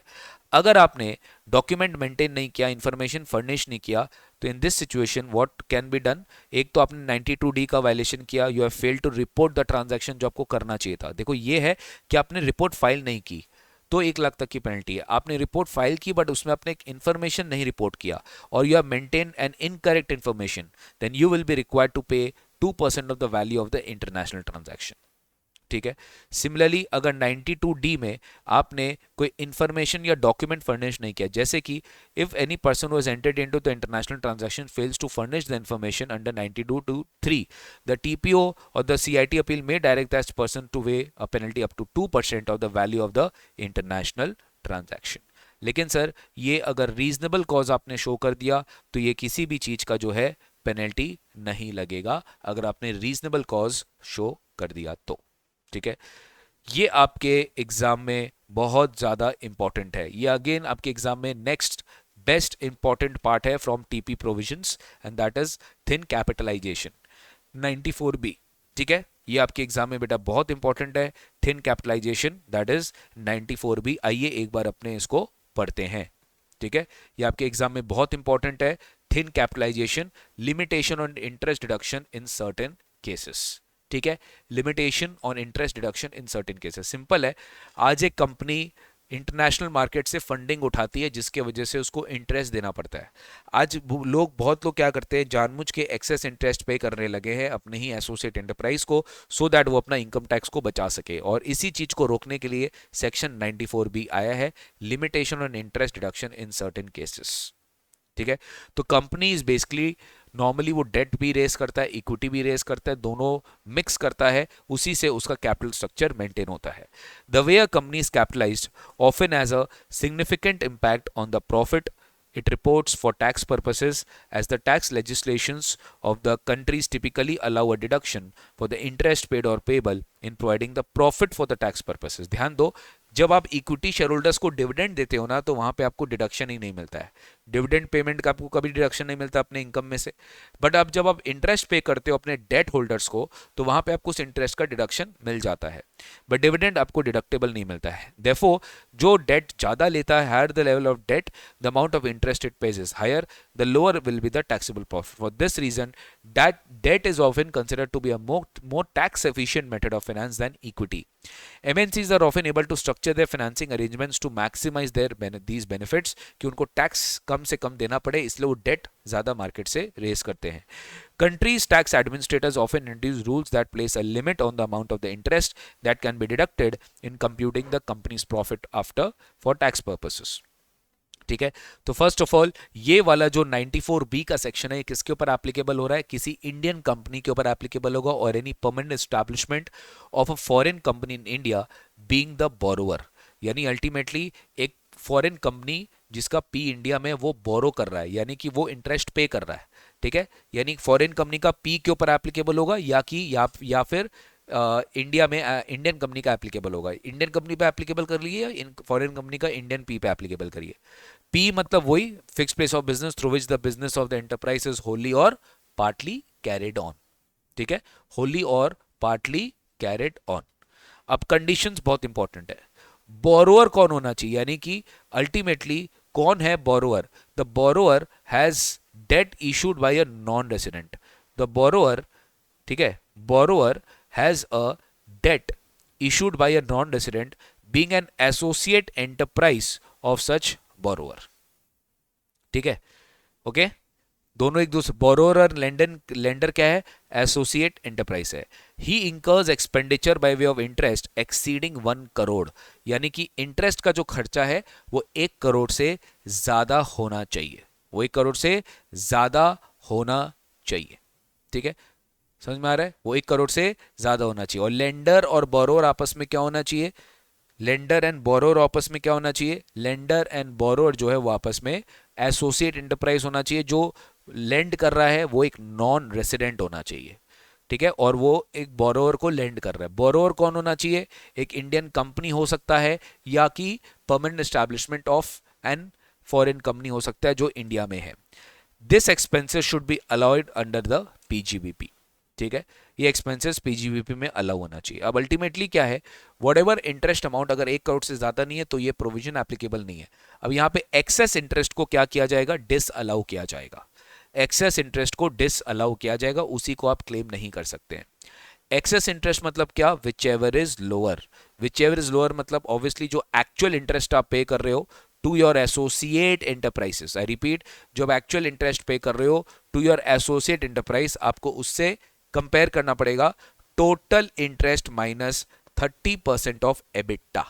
I repeat, total interest minus 30% of EBITDA. जितना भी आपका एबिटा है, एबिटा का 30% से ज्यादा अगर आप एक्सेस पेमेंट कर रहे हो तो वो जो डिफरेंशियल अमाउंट है वो क्या हो जाएगा, डिस अलाउ हो जाएगा।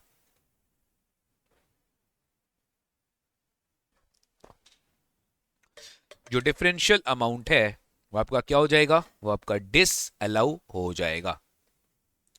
ठीक है, जो डिफरेंशियल अमाउंट है वो आपका क्या हो जाएगा, वो आपका डिस अलाउ हो जाएगा। ठीक है बेटा, बोलिए।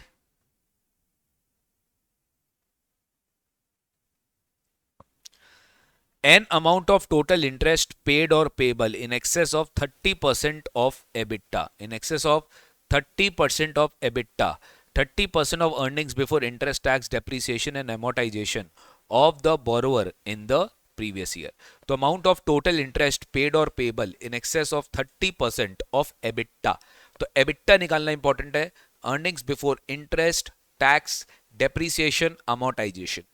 EBITDA का जो 30% है बेटा, एबिटा का 30% है, उससे ओवर एंड उससे ज्यादा अगर आपका इंटरेस्ट आ रहा है तो उसको आप क्या करेंगे, डिस अलाउ कर देंगे। Am I clear on this? उसको आप क्या करेंगे, डिस अलाउ कर देंगे। तो एक्सेस इंटरेस्ट को डिसअलाउ करना है, और एक्सेस इंटरेस्ट क्या है, एक्चुअल इंटरेस्ट और total interest minus 30% of EBITDA का whichever is lower. Guarantee, whether debt is issued by a lender which is not associated, मतलब जो लेंडर है वो एसोसिएटेड नहीं है, but an associate enterprise either provides an implicit or explicit guarantee to such lender or deposits a corresponding and matching amount of the funds with the lender. ठीक है, such debt shall be deemed to have been issued by an associate। मतलब बोलो, simple है, मान लो बेटा एक lender है, ठीक है, एक लेंडर है, वो एक बोरोअर को लेंड कर रहा है। एक लेंडर है, वो बोरोअर को लेंड कर रहा है। एक लेंडर है, वो बोरोअर को लेंड कर रहा है। ये लेंडर जो है एसोसिएट नहीं है, ठीक है, बट एक एसोसिएट एंटरप्राइज इसका इस लेंडर को गारंटी दे रहा है। क्या दे रहा है, इसी लैंड बोरोइंग का, इसी फाइनेंसिंग का गारंटी दे रहा है। तो गवर्नमेंट बोलता है इस लेंडर के पास जो भी कॉरेस्पॉन्डिंग अमाउंट रहेगा, it will be considered to have been issued by associate only. मतलब सर मैं दे तो नहीं रहा हूं, बट मैं गारंटी दे रहा हूं। एक एसोसिएट एंटरप्राइज अपने दूसरे एसोसिएट एंटरप्राइज के लिए फंड्स का गारंटी दे रहा है, तो गवर्नमेंट बोलते हैं ये भी डीम टू बी क्या माना जाएगा, that this is issued by a associate enterprise. 94 be applicable कब नहीं होगा, 94 बी ऐसे इंडियन कंपनी के ऊपर एप्लीकेबल नहीं होगा, या फिर P of a foreign company के ऊपर एप्लीकेबल नहीं होगा जो कि बैंकिंग बिजनेस में है, या फिर इंश्योरेंस बिजनेस में है, या फिर एक फाइनेंस कंपनी है लोकेटेड इन एनी आईएफएससी, या फिर एक नोटिफाइड एनबीएफसी है। इनके ऊपर ये प्रोविजंस इसलिए एप्लीकेबल नहीं होगा क्योंकि इनका बैंकिंग बिजनेस ही, इनका यही चीज का बिजनेस है, इंटरेस्ट का बिजनेस है, तो इनके ऊपर ये प्रोविजन एप्लीकेबल नहीं होगा। Plus interest paid for a debt issued by a lender, lender ने एक डेट इशू किया है which is a PE in India of a non resident, वो भी क्या है, बैंकिंग बिजनेस में। मतलब सर ये वाला पॉइंट बोल रहा है कि यहां पर जो हम बोले ना फॉरेन कंपनी, अगर इस फॉरेन कंपनी का बेटा बैंकिंग बिजनेस होता और ये इंडिया में इसका पी है, यहां पर भी इसका प्रोविजन एप्लीकेबल नहीं होगा। लेकिन यहां पर तो एक बोरोअर पर्सपेक्टिव से बोल रहा है, यहां पे वो एक लेंडर पर्सपेक्टिव से बोल रहा है, यानी कि जो लेंडर है which is a PE in India of a non-resident being the person engaged in the business of banking. तो interest paid in respect of a debt issued by a lender which is a P in India, यानी lender अगर permanent establishment है India में of any foreign company of any non-resident जो कि banking business में है, जो कि किसमें है, बैंकिंग बिजनेस में है, तो वहां पर भी ये वाला प्रोविजन एप्लीकेबल नहीं होगा। सर आपने जो एक्सेसिव इंटरेस्ट को डिसअलाउ किया है, उसी चीज को आप उसको कैरी फॉरवर्ड कर सकते हो। क्या कर सकते हो, interest not deductible wholly, so much of the interest which has not been deducted shall be carry forward to the next year and shall be allowed as a deduction in the next year to the maximum. Obviously 30% of EBITDA से ज्यादा नहीं मिलेगा। अगर next year भी वो ज्यादा आ रहा है तो आपको नेक्स्ट ईयर करना पड़ेगा, नेक्स्ट ईयर करना पड़ेगा आपको, इसको नेक्स्ट 8 असेसमेंट ईयर्स तक आप इसको कैरी फॉरवर्ड कर सकते हो। एग्जाम्पल देखिए, 100 आपका एबिटा है, ठीक है, तो आपका 30% हो गया 30, इंटरेस्ट आपने बेटा देखो एसोसिएट एंटरप्राइज को कितना दिया, 35 दिया। तो देखो यहाँ पे आपका इंटरेस्ट आपने दिया 35, ठीक है। डिफरेंशियल कितना आ रहा है आपका, देखो 100 आपका एबिटा है, ठीक है, और इंटरेस्ट आपका 35 है। ध्यान देना, आपका 30% कितना हो जाएगा ऑफ 100, 30। तो ये हो गया आपका 5, ये हो गया आपका 5।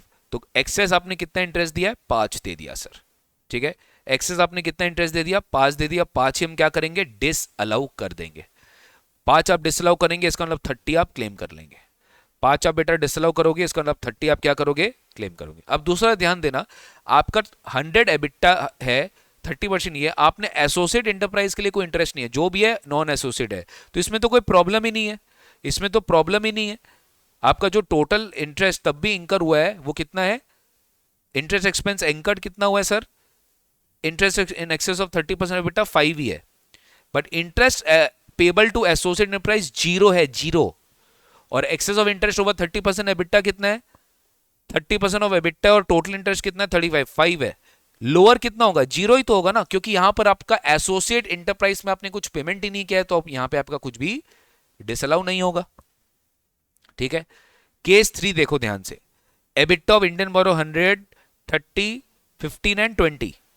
तो टोटल आपका इंटरेस्ट कितना है बेटा, टोटल इंटरेस्ट मेरा 35 है, टोटल इंटरेस्ट मेरा 35 है।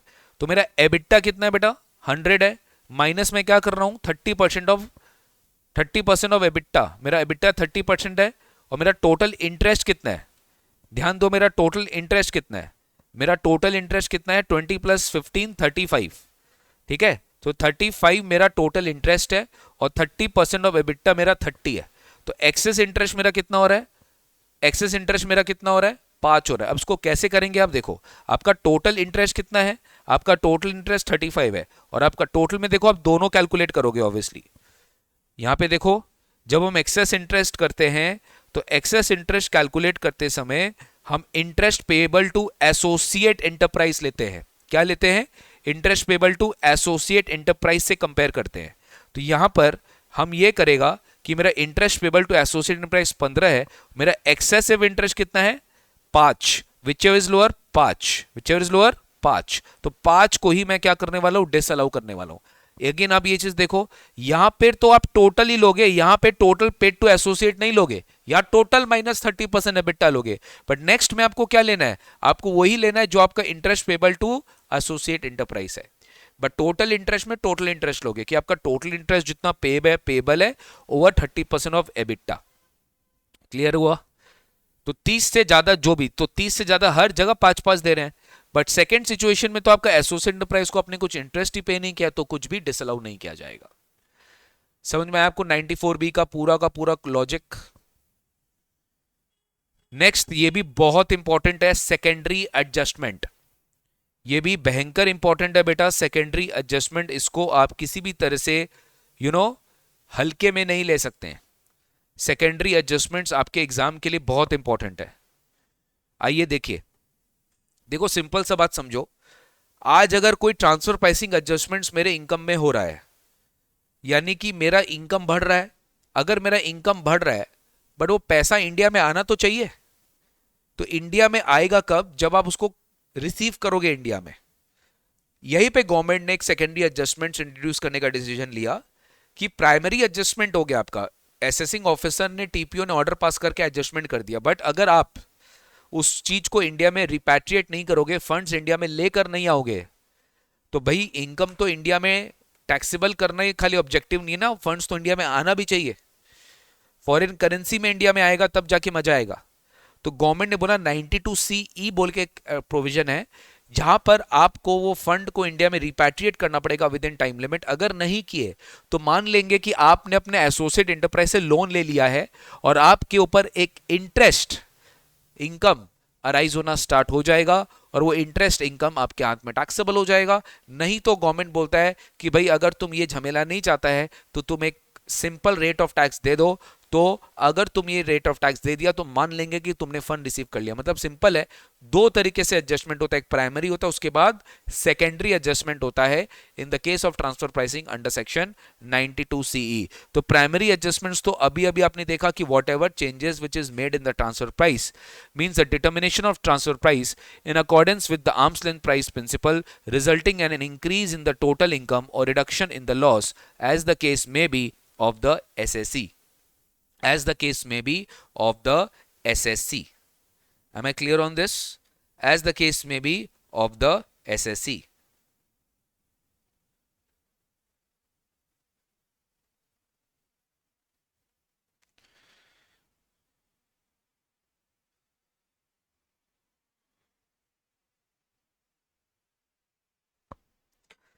सेकेंडरी एडजस्टमेंट मतलब क्या हुआ?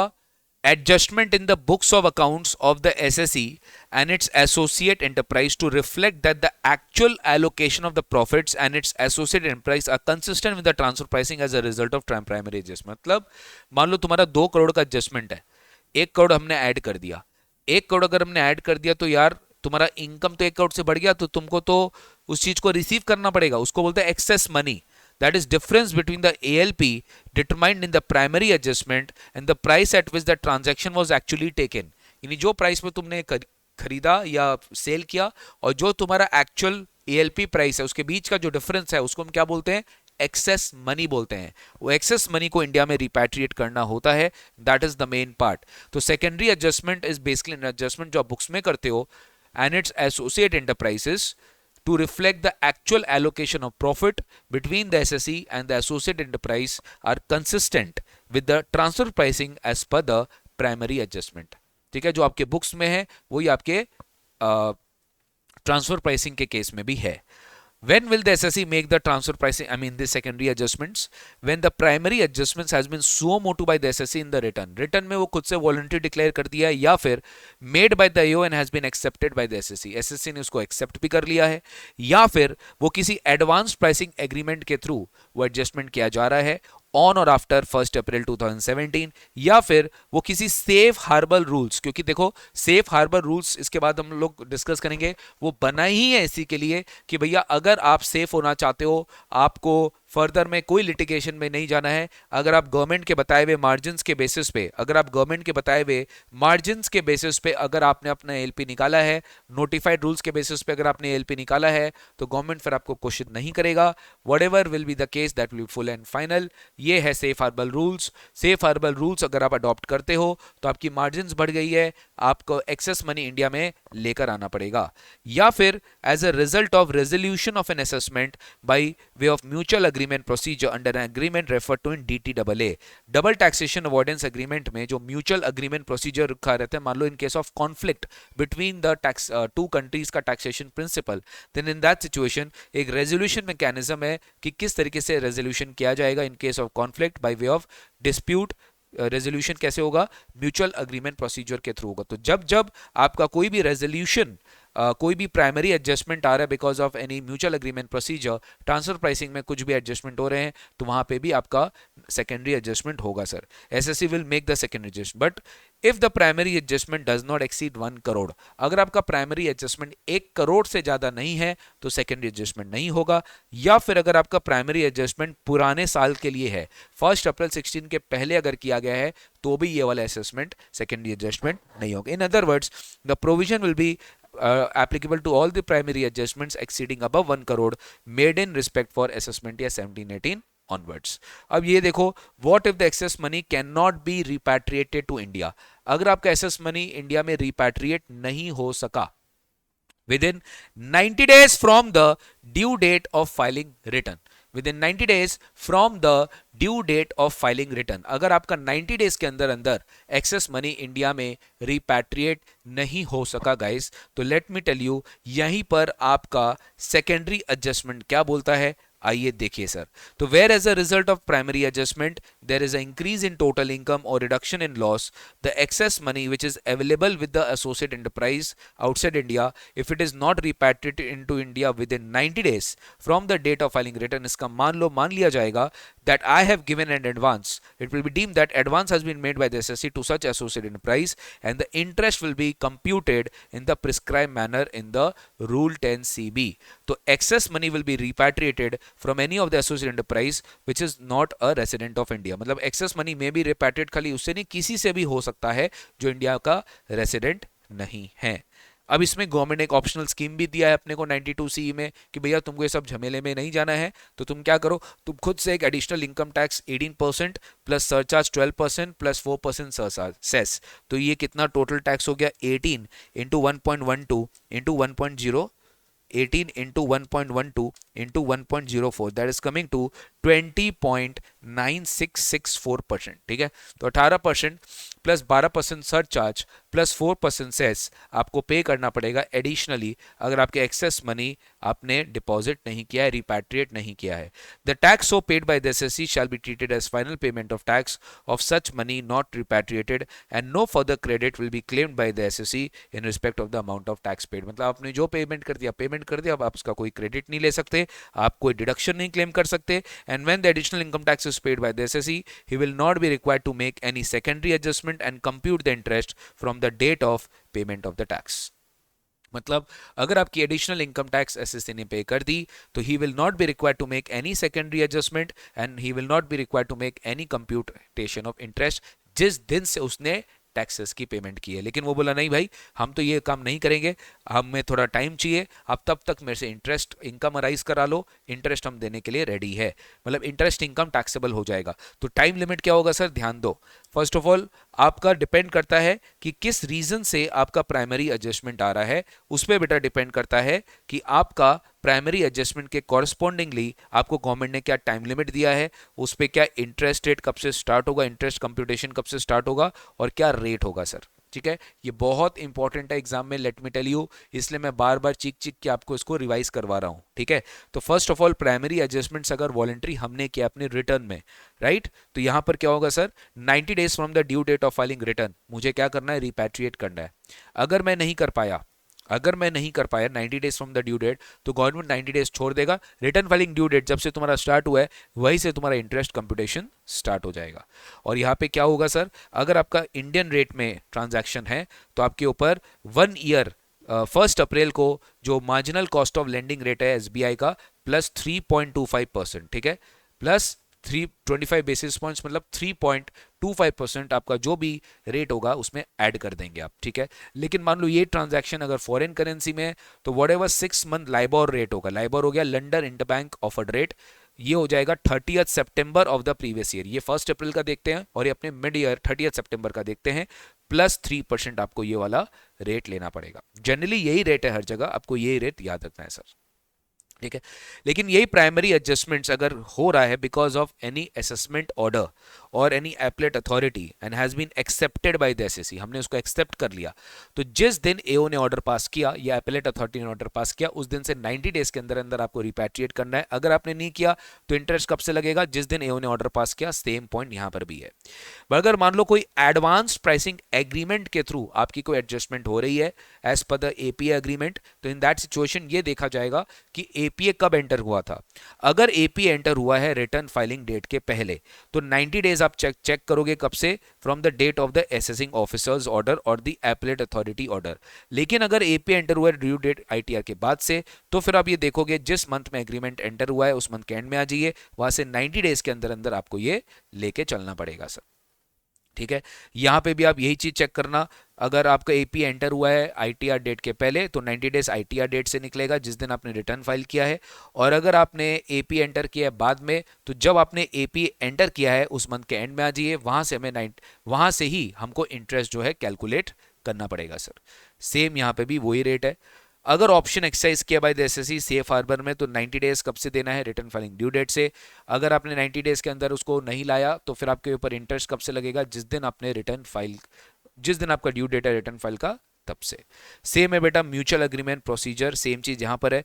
जिस दिन असेसिंग ऑफिसर ने गिव इफेक्ट कर लिया म्यूचुअल अग्रीमेंट प्रोसीजर को फॉर असेसमेंट तो उस दिन से 90 डेज के अंदर करना है. अगर आपने नहीं किया तो जिस दिन गिव इफेक्ट किया by the AO under rule 44H to the resolution उस दिन से आपके ऊपर इंटरेस्ट लग जाएगा. सर हमें हमेशा कौन सा रेट लेना पड़ता है इंटरनेशनल ट्रांजैक्शन के लिए? Telegraphic transfer buying rate on the last day of the previous year in which the international takes place. मतलब बेसिकली यहाँ तो मैंने रेट दिया आपको, एक्सचेंज रेट कब का लेंगे आप? आपको एक्सचेंज रेट लेना है क्लोजिंग डेट का गाइस। आपको एक्सचेंज रेट लेना है किसका? क्लोजिंग डेट का, transaction denominated in foreign currency. Clear हो रहा है मैं क्या बोलना चाह रहा हूं? बोलिए भाई। तो sir rate of exchange for the calculation of the value in rupees of the international transaction denominated in foreign currency shall be the telegraphic transfer buying rate on the last day of the year in which the international takes place।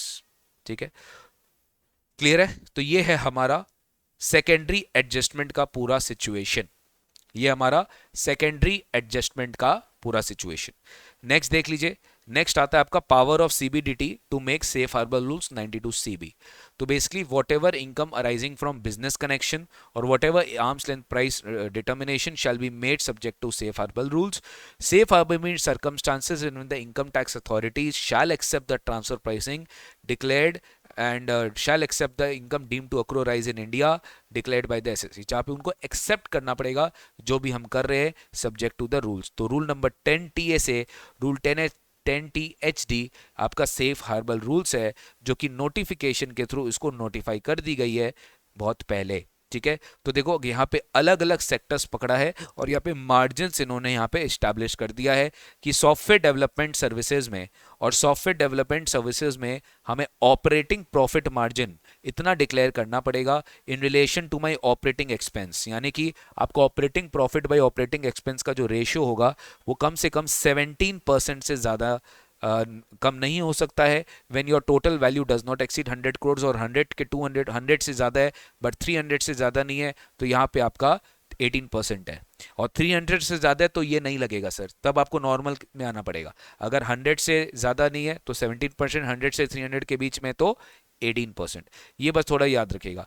IT enabled services, अगर आप IT enabled services में हो, ठीक है, information technology enabled services में हो, अगर आपकी अमाउंट सेम 17% और 18% ही होगा, 100 करोड़ या 100 करोड़ से 300 करोड़।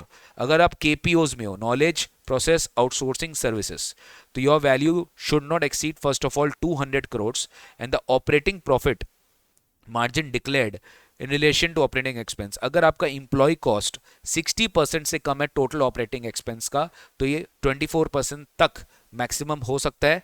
ठीक है, उससे ज़्यादा नहीं होगा। अगर आपका एम्प्लॉय कॉस्ट 40% है बट लेस देन 60%, अगर आपका एम्प्लॉय कॉस्ट 40% है बट लेस देन 60%, अगर आपका एम्प्लॉय कॉस्ट 40% है बट लेस देन 60%, तो यहाँ पर आपका क्या लेंगे हम लोग? 21% लेंगे। और अगर आपका एम्प्लॉय कॉस्ट 40% से ज़्यादा ही नहीं है, अगर आपका एम्प्लॉय कॉस्ट 40% से ज़्यादा ही नहीं है, अगर आपका एम्प्लॉय कॉस्ट 40% से ज़्यादा ही नहीं है, अगर आपका एम्प्लॉय कॉस्ट 40% से ज़्यादा नहीं है, ठीक है, अगर आपका एम्प्लॉय कॉस्ट 40% से ज़्यादा नहीं है, तो यहाँ पे आपको 18% जो है मार्जिन लेना पड़ेगा। ठीक है, तब जाके आप सेफ हार्बर में आओगे। नेक्स्ट आता है इंट्रा ग्रुप लोन्स में, ये इंपॉर्टेंट है मेरे हिसाब से, इस बार सेफ हार्बर इंपॉर्टेंट है। अगर आप इंट्रा ग्रुप लोन्स में एडवांस दे रहे हो, इंट्रा ग्रुप लोन्स में आप एडवांस दे रहे हो, यानी कि एक एसोसिएट इंटरप्राइज को एडवांस दे रहे हो जो कि एक नॉन रेसिडेंट है, ठीक है, जो कि एक नॉन रेसिडेंट है, तो यहाँ पर डिपेंड करता है सर कि कितना क्रेडिट रेटिंग है आपका एसोसिएट इंटरप्राइज का जिसको आप एडवांस दे रहे हो, तो डिपेंड करता है उतना ही सर। तो यहाँ पे वही चीज जो आपने सेकेंडरी एडजस्टमेंट में किया था, 1 year marginal cost of lending rate of SBI as on 1 April में, वहां पे आपको ये सारे बेसिस पॉइंट्स ऐड करने पड़ेंगे डिपेंडिंग ऑन कि सामने वाला का क्रेडिट रेटिंग क्या है। अगर उसका क्रेडिट रेटिंग बहुत ज्यादा अच्छा है, दैट इज AAA, तो यहाँ पे आपको देखो इंटरेस्ट भी कम लेना है उससे, दैट इज 1.75%। जितना ज्यादा गंदा रेट है उतना ज्यादा आपका इंटरेस्ट रेट हाई होगा, 6.25% तक जाएगा। और credit rate to is not available and all the amount of loan does not exceed 100 crores, then in that situation एक standard rate आपको लेना पड़ेगा 4.25%। ठीक है बेटा, वैसे ही देखो अलग अलग जगह है। अगर आपका does not exceed 250 करोड़ है तो ये वाला आएगा। यहाँ पे आप फॉरेन करेंसी का अगर है तो 30 सितंबर का आप लाइबोर रेट ले लोगे, ठीक है, इसमें आप ये सब चीज़ ऐड करोगे। बाकी भी अब देखना, अगर ये 250 crore including loan to all associate, एक बार देख लेना आपको समझ में आ जाएगा। फिर आपका कॉर्पोरेट गारंटीज, ठीक है, तो आपका एटलीस्ट 1% होना चाहिए of the amount of guarantee, एक बार आप देख लेना। फिर है कॉन्ट्रैक्ट रिसर्च डेवलपमेंट सर्विसेज, तो ये अप टू 24% होगा way the value does not exceed 300। But यही बस ओवरऑल जो मार्जिन एंड ऑल है ना बेटा, आपको बस यही चीज याद रखना है, ठीक है। Again contract research and development 24%, value does not exceed 300 crore. ये सब का टेबल्स मैंने बहुत अच्छे से आपको बना के दिया है, आप लोग प्लीज एक बार जो है देख लेना सर, ठीक है। ये चलता रहेगा, यहां पे जाके आपका एंड हो जाएगा, ठीक है। देखो कौन कौन से डोमेस्टिक ट्रांजैक्शन में एलिजिबल स्पेसिफाइड डोमेस्टिक ट्रांजैक्शन है जहां पे सेफ हार्बर रूल लगेगा, electricity, transmission, wheeling, purchase of milk और milk products by cooperative society from its members. तो एसडीटी सेफ हार्बर रूल्स जो है वहां पे भी आया है सर, एंड वहां पे भी किसके ऊपर आएगा sir, eligible SSC means a person who has exercised the valid option as a government company engaged in the business of generation, supply, transmission और डिस्ट्रीब्यूशन ऑफ इलेक्ट्रिसिटी। ये कोऑपरेटिव सोसाइटी है जो मार्केटिंग कर रहा है, प्रोक्योरिंग कर रहा है business of milk and milk products पे, तो इनके ऊपर स्पेसिफाइड डोमेस्टिक ट्रांजैक्शन को नोटिफाई किया गया है फॉर सेफ हार्बर रूल्स। यहाँ पे भी इन्होंने पूरा जो है पूरा दे दिया कि क्या सेफ हार्बर होगा, क्या एलिजिबल होगा, ये सब कुछ जो है आपको दे दिया गया है सर, ठीक है। एक बार आप इसको गो थ्रू कर लेना सर, बस और कुछ नहीं है, ठीक है। एक बार उसको गो थ्रू कर लेना। देखो मैं जानता हूं, मैं मानता हूं कि सर बहुत डिटेल्ड चैप्टर है, देखो लेकिन वर्थ भी है ना बेटा, 25 नंबर है। 25 नंबर अगर तुम इसे एक चैप्टर में देते हो तो बहुत बड़ी बात होती है। 25 नंबर अगर है तो ये चैप्टर में जितना टाइम दो कम है, मैं तो यही बोलूंगा। ट्रांसफर प्रेसिंग अकेला है जो 25 नंबर का आता है, because it is very relevant in your future examinations, ठीक है। नेक्स्ट क्लास से मैं स्टार्ट कर दूंगा मेरा पूरा का पूरा प्रैक्टिस कराना, उस पर thin capitalisation, secondary adjustments, ALP, advance pricing agreement और सेफ हार्बर, ये 5 सबसे इंपॉर्टेंट है। सेफ हार्बर अभी कम टेस्ट हुआ है क्योंकि अभी अभी नोटिफाई किया गया है, तो बहुत ज़्यादा टेस्ट नहीं हुआ है सेफ हार्बर। सेफ हार्बर के अलावा जो एडवांस प्राइसिंग अग्रीमेंट है, सेकेंडरी एडजस्टमेंट है, एएलपी है, ठीक है। 94 भी थिन कैपिटलाइजेशन रूल है। अच्छा इसमें एक और चीज़ था जो था आपका 94A, that is notified jurisdictional area, वो मैं टेकअप करूंगा नेक्स्ट क्लास में, जब मैं प्रैक्टिस करूंगा तब मैं उसको साथ साथ आपको कवर करा दूंगा सर, ठीक है। ओके दैट्स इट गाइस, आज के लिए इतना ही रखेंगे हम लोग। आप लोग से उम्मीद है कि आप लोग ये वाला जो है सारा प्रैक्टिस करेंगे, आप लोग एक बार अच्छे से रिवीजन कर लेंगे और फिर मेरा नेक्स्ट क्लास अटेंड करेंगे sir. I am clear on this guys? Okay, जो बच्चे रिकॉर्डिंग कर रहे हैं thank you so much, take care, God bless you. बहुत अच्छा हम लोग परफॉर्म करेंगे, आप टेंशन मत लीजिए, मैं हूं आपके साथ लास्ट टाइम। प्रैक्टिस बैच के बाद भी आपको मेरे यूट्यूब पे मैराथन सेशंस दिखेगा, practice session I mean revision sessions दिखेगा, बहुत सारा चीज आएगा, आप बिल्कुल भी टेंशन मत लीजिए। Everything I will bring for you, आप बिल्कुल भी टेंशन मत लीजिए, ठीक है ना sir. That's it guys, thank you so much, take care, God bless you, bye bye.